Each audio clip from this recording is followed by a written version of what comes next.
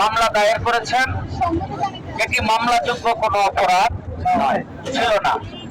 যদি বলেন এটি মামলাযোগ্য অপরাধ, তাহলে এর যে বড় বড় অপরাধ কথিত মাওলানা করে বসে আছেন। আমি দেখলাম ইউটিউবের মধ্যে একজন মাওলানা বলতেছে, আমির হামজা, আমি কোরআনের 52 জায়গায় ভুল পেয়েছি। তাকে কেন আইনের আওতায় আনা হলো না? আরেকজন মাওলানা, নাম তার আজহারি, কি আজহারি, মিজানুর রহমান আজহারি, তিনি বলতেছেন আল্লাহ আল্লাহ রসুল আল্লাহ, তাকে আইনের আওতায় আনা হয়নি।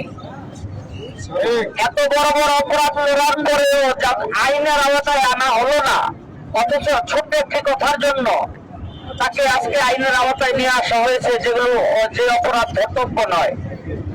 বাংলাদেশের বিভিন্ন মাদ্রাসা, মসজিদ, যেখানে আমরা নিত্য নৈমিত্তিক দেখি বলাৎকার এবং ধর্ষণ হচ্ছে, এটার বিরুদ্ধে বাংলাদেশের কোন মাওলানা প্রতিবাদ করে না।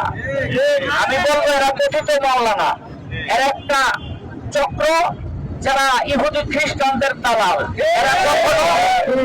এরা কখনো ইসলামের কেউ না, এরা ইসলামের কেউ না। ইসলামের সাইনবোর্ড লাগাইয়া তারা ধর্মকে পুঁজি করে পয়সা কামাচ্ছে।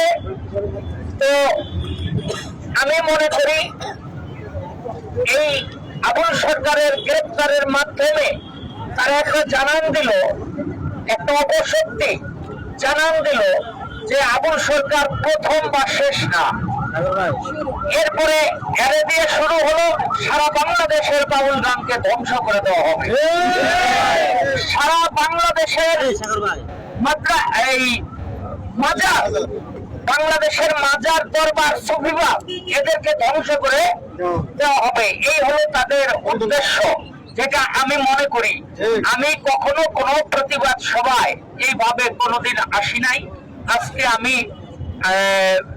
আমার আবুল ভাইয়ের জন্য আমি এসছি। আমি ইউটিউবের মধ্যে দেখলাম যে কথাগুলো তিনি বলেছেন তার প্রতিপক্ষ গায়ককে, সেখানে আল্লাহকে উদ্দেশ্য করে বলে নাই। তিনি বলেছেন তার প্রতিপক্ষ গায়ককে যে তোমার কথার কোন আগামাথা আমি খুঁজে পাই নাই, এবং তার প্রথম কথাগুলো না তুলে না ধরে শুধুমাত্র কোট করে এইটুকু কথা উপস্থাপন করে এটা মামলার আওতায় আনা যুক্তিযুক্ত না। এবং আরেকটি কথা হলো, আরেকটি কথা হলো, এখন আমাদের সময় এসেছে সারা বাংলাদেশের সুফিবাদ, বাউলবাদ এবং মাজার, দরবার সমস্ত মানুষের এক হওয়ার, এই অপশক্তিকে রোধ করা যাবে না। বাউল দীর্ঘজীবী হোক, সুফিবাদ দীর্ঘজীবী হোক। ধন্যবাদ সবাইকে।